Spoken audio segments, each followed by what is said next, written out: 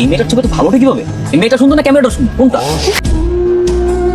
আমি আজকে শুরু করতে পারবো না। ছবি তুলতে পারবো না মানে?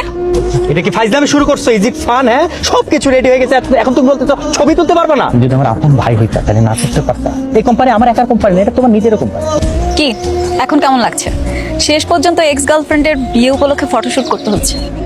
বাই দ্য ওয়ে, বিয়েটা কিন্তু আজকে না, কালকে হচ্ছে। তো এইসব কথা আমাকে বলছো না?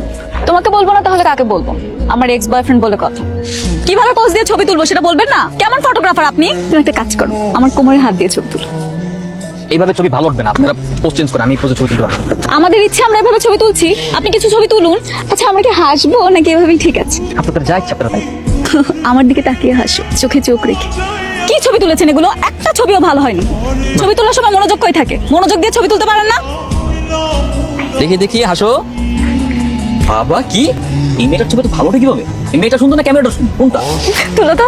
মানে তুমি দেখো একটা ছবিও সুন্দর হয়নি। তুমি তুলেছো তাই তোমার কাছে সুন্দর লাগছে। কি ব্যাপার? কি সমস্যা তোমার? তুমি এরকম করতেছো কেন? সমস্যা মানে কি এমন করছি আমি? এরকম মুড অফ করে আছো কেন? আমরা এখানে কাপল ফটোশুট করতে আসছি, এমন ভাবে ছবি তুলতেছো যেন মরা বাড়ির ছবি তুলতে আসছো। হাসতে পারো না তুমি? না আমি আসতে পারি না, এখানে আমার ছবি তোলা হচ্ছে না, আমাকে আসতেই হবে। হ্যাঁ, হাসবে কি করে? তোমার তো কষ্ট লাগছে তাই না? আমার কষ্ট লাগবে কেন? আমার কোনো কষ্ট নাই, আমি এখানে আমার প্রফেশনাল কাজ আসছি, আমার কষ্ট লাগার কি আছে? এক্স গার্লফ্রেন্ডের বিয়ে ঠিক হয়ে গেছে, সে আরেকজনের সাথে ছবি তুলতেছে, তোমার তো কষ্ট লাগবে। এতই যখন কষ্ট লাগতেছে তাহলে ব্রেকআপ কেন করছি? মাইনা প্লিজ এখান থেকে যাও, শান্তি মতো নাস্তাটা করতে দাও। এই এই কি হচ্ছে সব? আপনারা পোস্ট চেঞ্জ করেন, আমি এই ধরনের অশ্লীল ছবি তুলতে পারবো না। আশ্চর্য, আমার বয়সে আমি কিভাবে ছবি তুলবো সেটা কি আমি তোমাকে জিজ্ঞেস করবো? তুমি আমাকে এই কথা বলার কে? বউ মানে আপনাদেরকে এখনো বিয়ে হয়েছে যে এইভাবে ছবি তুলবেন? বিয়ের আগে এইভাবে ছবি তোলা যাবে না। আমাদের ইচ্ছে আমরা ছবি তুলবো, আপনার ছবি তোলার দায়িত্ব আপনি ছবি তুলুন। আপনাদের তো এখনো বিয়ে হয়নি, এমন তো হতে পারে যে বিয়েটা হচ্ছে না, তখন এই ধরনের ছবি তোলা ড্রাইভার নেবে কে? কি অলক্ষণে কথা বলে? মানে এই তুমি না ফটোগ্রাফার প্রফেশনাল, তুমি যে কাজটা করতে আসছো সেই কাজটা করো, উল্টাপাল্টা কোনো কথা বলো না, ঠিক আছে? ভাই আমি বললাম তো আমি এই ধরনের ছবি তুলতে পারবো না, প্লিজ। আপনাকেই ছবি তুলতে হবে, তাড়াতাড়ি আমাদের ছবি তুলুন। দরকার পড়লে আমাদের বাসর ঘরের ছবি আপনাকে দিয়ে তুলাম। আমি কাজ করি ঠিক আছে, তার মানে এই না আমাকে যা বলা হবে আমি তাই শুনি, তাই করো। আমি এই ধরনের ছবি তুলতে পারবো না, এই ধরনের ছবি তোলা আমার রুলস এন্ড এথিক্সের বাইরে।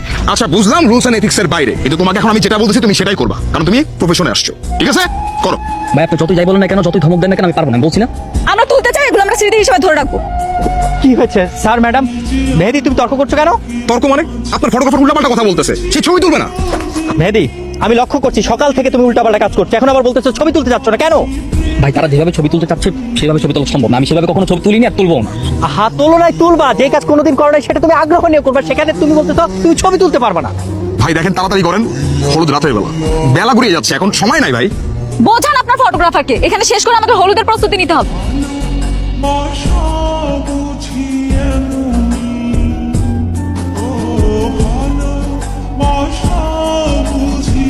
আমাদের বিয়ের সময় যখন গায়ে হলুদ হবে তখন কিন্তু আমরা অনেক মজা করবো। আমি হলুদ রঙের শাড়ি পরবো, সবাই আমাকে হলুদ লিখে দিবে, কত মজা হবে। ভাবতেই কেমন শান্তি লাগে। কিন্তু তুমি তো আমাকে দেখতে পারবে না। কেন কেন দিতে পারবো না কেন?